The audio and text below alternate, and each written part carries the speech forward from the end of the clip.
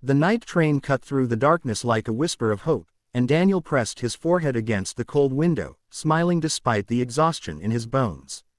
In his pocket was a crumpled note written in a woman's handwriting he had memorized by heart. 3 words had carried him hundreds of miles on borrowed money and sleepless nights: "I miss you." He had no idea that within a few hours, the words he would hear instead would shatter everything he believed about love, sacrifice, and himself. But he stayed on that train, and so would you, if you knew what was waiting at the end. Daniel was a single father long before he ever learned how to be lonely. His wife had passed away when their son, Noah, was barely 3, leaving Daniel with a grief that never fully healed and a responsibility that never allowed him to fall apart. He worked 2 jobs, packed lunches before dawn, and read bedtime stories with eyes that burned from fatigue. Love, for him, had become a quiet thing, something he gave, not something he expected to receive. Then Emily came into his life through an online support forum for widowed parents. At first, they shared stories of exhaustion and guilt. Slowly, laughter crept in.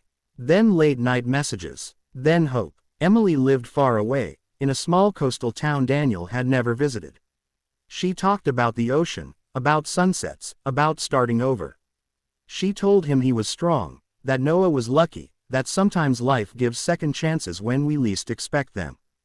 Daniel hadn't believed in second chances, until her messages became the best part of his day. For 8 months, they talked every night. Video calls were rare. Emily said she was shy. Daniel didn't push. He trusted her. When she finally said she wished he were there, his heart took the words as a promise. The trip cost him more than money. He used up his vacation days, borrowed from a coworker, and left Noah with his sister, promising he'd be back soon. He didn't tell Emily he was coming. He wanted it to be a surprise, proof that he could still do something bold, something romantic, something brave. As the train slowed into her town, his hands shook, not from fear, but from hope he hadn't felt in years. He found the cafe she always talked about, the one near the beach. He stood outside, rehearsing her smile in his mind, imagining the moment she'd look up and see him there. Through the window, he spotted her instantly. Emily looked just like her photos.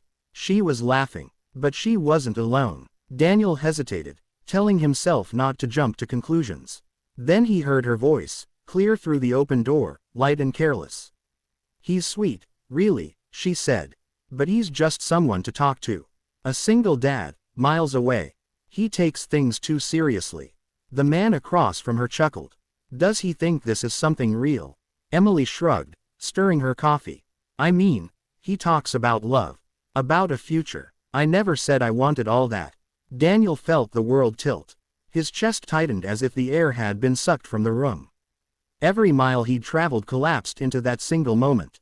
The words he heard crushed him not because they were cruel, but because they were honest. And honesty hurt more than lies ever could. He stepped back before anyone noticed him, walking until the sound of the ocean blurred into a dull roar. He sat on a bench, staring at the waves, replaying every message, every late-night confession, every moment he'd allowed himself to believe again. For the first time since his wife's death, Daniel felt truly foolish. Not weak, foolish, for hoping. He didn't confront her. He didn't call. He turned his phone off and stayed there until the sky darkened, asking himself how a man who gave everything for others could still be so invisible. Yet, even as his heart broke, a deeper truth surfaced, one that would not leave him alone. He had come all this way not just for her, but because some part of him still believed he deserved love. Morning came quietly. Daniel walked the beach, shoes in hand, thinking of Noah's laugh, of the way his son believed his father could fix anything. He realized that even if Emily never loved him, the courage it took to come here mattered. It meant he wasn't done. It meant his heart was still alive. When Daniel finally turned his phone back on, there was a missed call. Then another. Then a message. "Emily, I saw you," it read. "Please don't leave. I owe you the truth." Against his better judgment, he met her that evening. She looked nervous, eyes red. She admitted she'd been afraid. Afraid of commitment, of responsibility, of stepping into a life that already carried so much weight. "You're real," she said softly. "And real scares me." Daniel listened, not as a man desperate to be chosen, but as someone who had learned the cost of loving halfway. I didn't come here to beg, he told her. I came because I believed in what we shared. If that was only real to me, then I'll carry that alone. Emily cried. She said she hadn't meant to hurt him. But Daniel understood something important in that moment. Intentions don't erase impact. Care doesn't replace courage, and love that hides is not love that heals. He left the town the next morning, heart heavy but spine straight. Back home, Noah ran into his arms, asking if Daddy's trip was fun. Daniel smiled and said, "It taught me something important." He didn't explain, because some lessons are meant to be lived, not spoken. Weeks later, Daniel received a message, not from Emily, but from a woman who had followed his journey quietly in the same support group. She wrote simply, "You remind me that good men still exist. I'd like to know you, if you're open." Daniel didn't rush this time. He didn't dream ahead, he took it slow. And that's the truth most people never tell you. Sometimes heartbreak doesn't come to destroy you, it comes to prove that your heart still works. Daniel didn't lose love on that journey.